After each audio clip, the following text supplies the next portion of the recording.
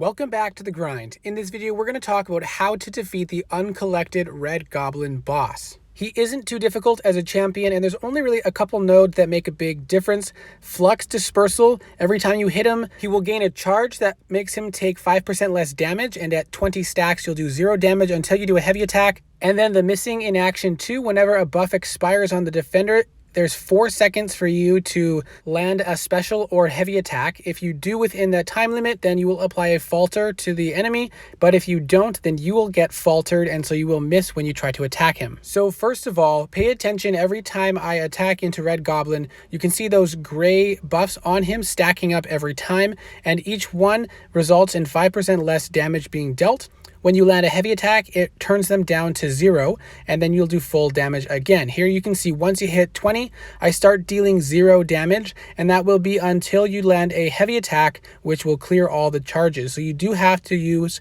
heavy attacks quite frequently. Now you can see a buff just expired, and there's a timer on your side, which is the falter timer. Because I didn't hit him with a special or heavy, I was faltered, so my attacks would miss. Now in this clip, you can see a Fury is about to expire, and I got lucky with my timing, and I was in the middle of a special attack when it ended, and so the last hit caused him to falter, and then he was missing all of his attacks on me. Now you want to pay attention because you don't want to start a special attack or dash in too late, because if you get faltered before you hit them, then you'll miss your attacks and then be exposed to damage. Now you can see I've faltered him. Right after my attack, I can dash back in without fear of getting hit, because if he hits me first, he will miss his attack and mine will land. Now let's review the special attacks. The first special attack is very easy to evade, so you'll want to bait this one out as much as you can. You just have to get back far enough from the first hits, and then as soon as he gets up to the top, he slams the ball down, and you just dash away, and it's just one explosion that you have to avoid.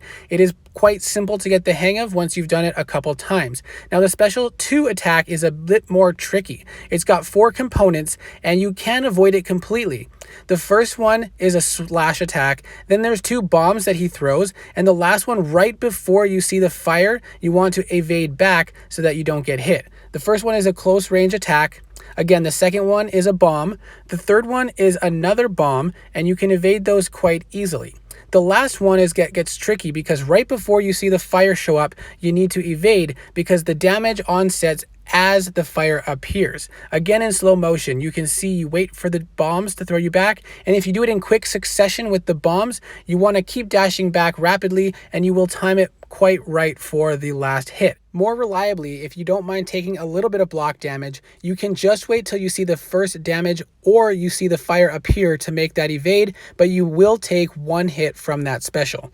Now, what champions do you use? Well, you can pretty much use any champion because there really isn't major counters required as long as you throw a heavy attack off intermittently. So champions with strong heavy attacks do benefit in this match. I always loved using Blade in matchups that I can, and because Red Goblin is villain, you get a attack bonus, and also you don't build up those dispersal charges as frequently because of the ability accuracy reduction. Not all of your hits will count towards that, meaning you have to do heavy attacks less frequently. Also, with his access to regeneration, you can take some blocked hits if you're not as good at evading the special attacks and still manage to sustain the entire fight. Power control champions are also a very good option because it helps to reduce the amount of times you'll have to bait out special attacks or worry about pushing him to the second special attack, which might result in you taking more block damage throughout the fight. So if you can just lock them down with power or limit the amount of power they gain,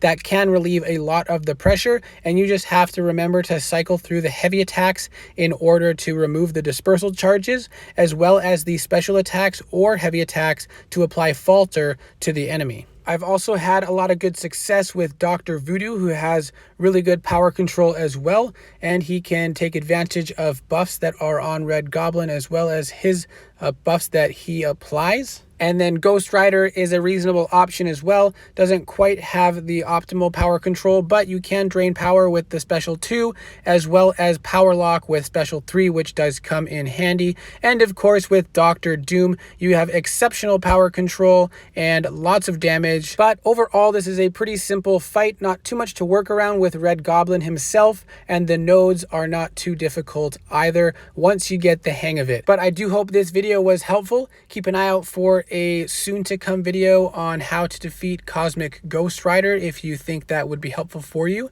And good luck with the event quest this month and everything else in the game. And I'll see you in the next video.